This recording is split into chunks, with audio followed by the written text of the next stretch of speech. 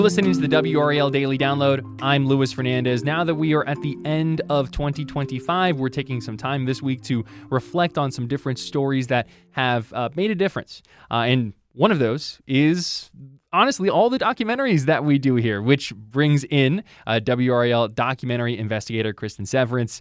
Cristin, thank you for joining us. Thank you so much for having me. So you all put together 5 documentaries over the course of this year. Now that we are in the tail end of December, this feels like a perfect time to just reflect on the work that you all have done, what you learned, and, you know, in some of these situations where the story has progressed, because we've had some major changes with some of these stories. So let's just kind of go in order here, from beginning of the year to, honestly, the one that came out this month in December. So we start with Broken Foster Care in North Carolina. What do you want people to have taken away from that documentary, from that story? It is a really heavy documentary. We looked at a case involving foster children who were adopted by a woman in Western North Carolina, and 2 of them died. And so there were so many questions surrounding how did this happen? And so I worked with WRAL reporter Chris Lovingood, and we looked at this case, and then we looked at the system itself. And we found that there were a lot of problems with the foster care system in North Carolina, lack of oversight. Children were getting lost. They were falling through the cracks. And we did the documentary. We did a series of stories. And at the end, you know, legislation was passed, you know, strengthening some of these things that were really missing within the foster care system. We were really proud of that work. And I know lawmakers have been working on change for 10 years, but we had several lawmakers tell us we shined a light. We helped get the conversation going again. And it was really rewarding, and really why we do this work when that law was passed. I'll just get this out of the way now. For anyone who wants to go back and watch these documentaries, what's the best way to do that? How should they go find them? You can go to WRAL.com and just look in our documentary section, or you can go to the WRAL Docs YouTube page and find all of them.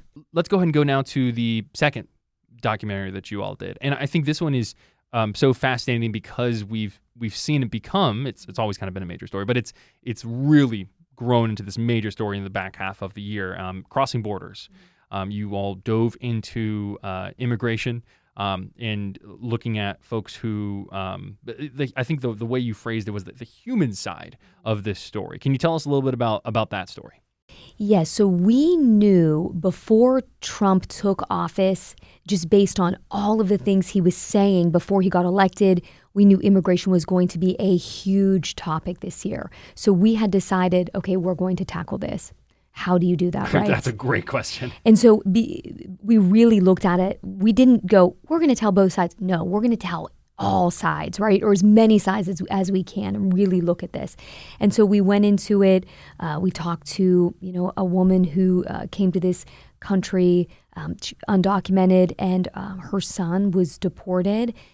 Talked about what that did to her family.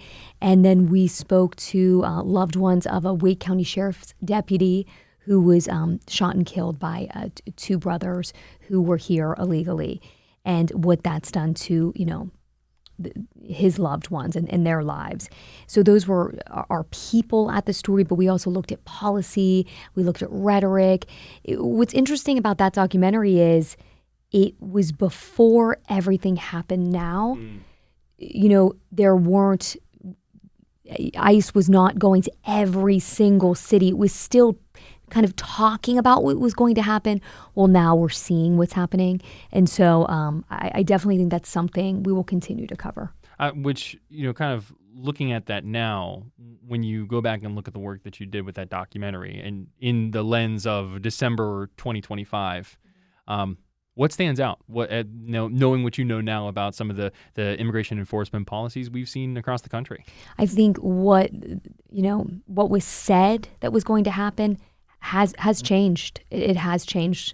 And, you know, some of the fears that people brushed off, I think, you know, came to fruition. going off of all of that with this documentary, what do you want people to take away from this story? Oh, it impacts so many lives. It is not black and white, and there are so many people impacted by this issue.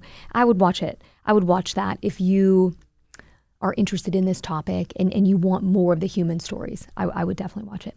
Let's talk one more before the break here, and that is Diagnosis Young.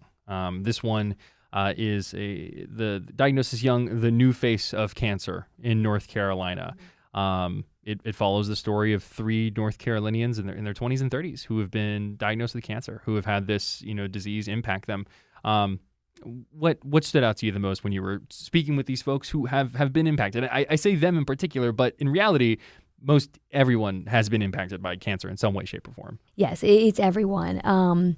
So we did this because we kept hearing about younger people under 50 getting cancer. And we thought, well, why? Why is this happening? And then when you talk to anyone they have a story. And more often than not, it is a younger person. So we interviewed people impacted. All of them were so positive.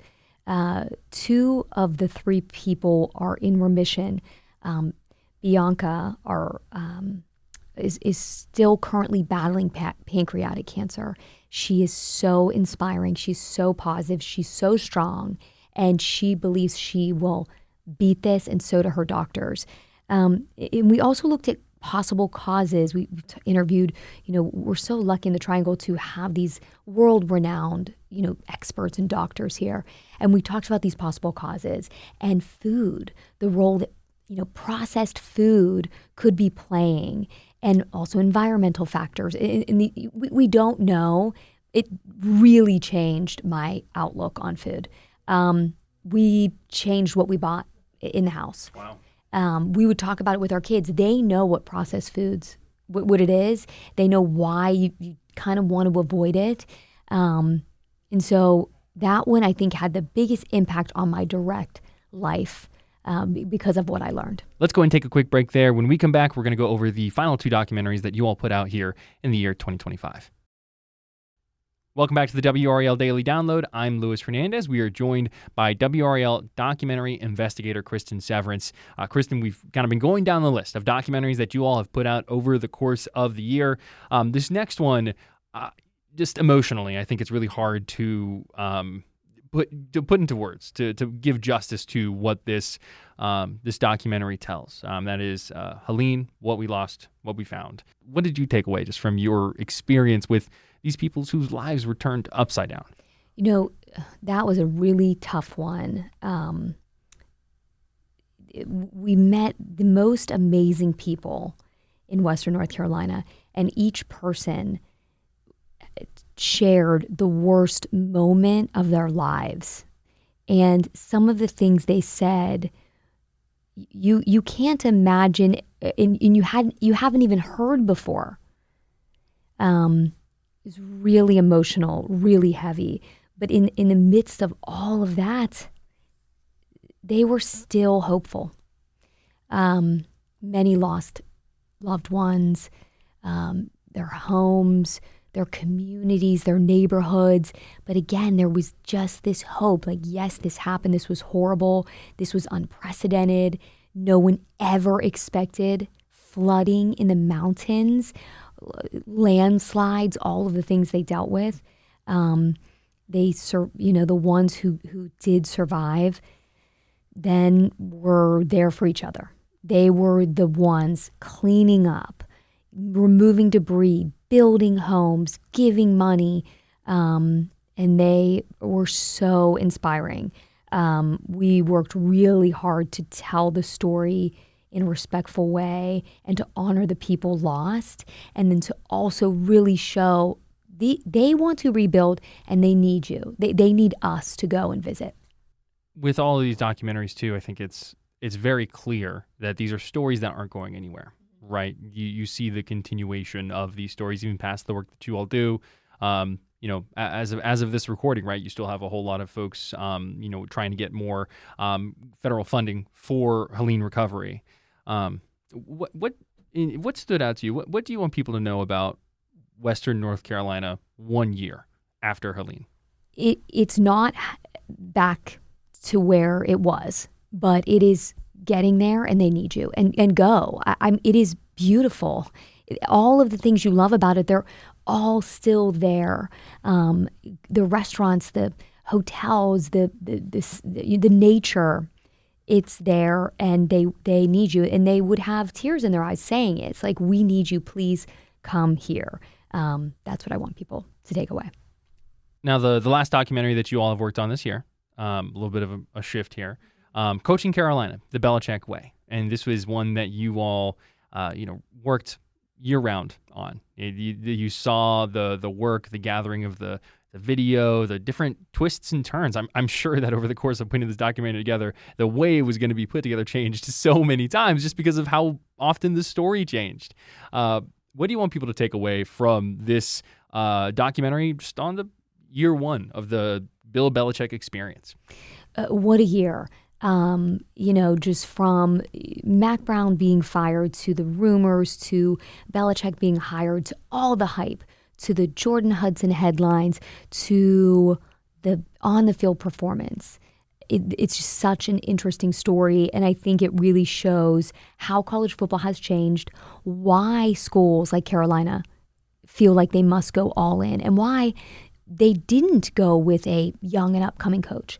They went for the biggest name because they feel like they had to, put Carolina football on the map, as they say. Swing for the fences, to use another sports terminology. Now that we've had a chance here to talk about all 5 of these, it's a big picture question for you. As someone who works in this field, right?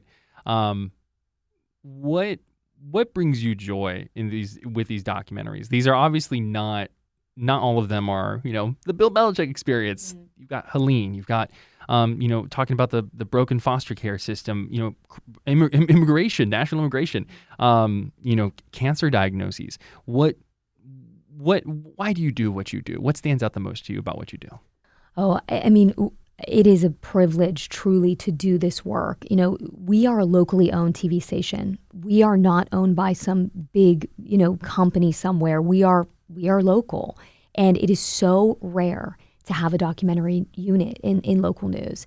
And so I take it so seriously, and I want every single documentary. We're a small unit. It's 2 people. I'm the producer and reporter and host and writer, and I work with Dwayne Myers, who's the photographer. Shout out to Dwayne. Yes, and editor and graphics and everything. And we want our work to stand up against anything else out there. We want to create change. We want to show all of these things, good and bad, happening in our community. It's the best job. It's the best job in TV, and we hope people, learn something and take something away from these docs. One more time, how can they watch these docs? WRAL.com or on YouTube. Go to WRAL's YouTube or WRAL Docs on YouTube. That's WRAL documentary investigator Cristin Severance. Cristin, thank you so much. Thank you. I'm Luis Fernandez. Thanks for joining us. And thanks for listening to the WRAL Daily Download and for making us part of your morning routine. Another great way to get WRAL news is the Morning Briefing newsletter. It's a daily email with Triangle news, events, and headlines to help you get ready for the day. Sign up at WRAL.com/newsletter.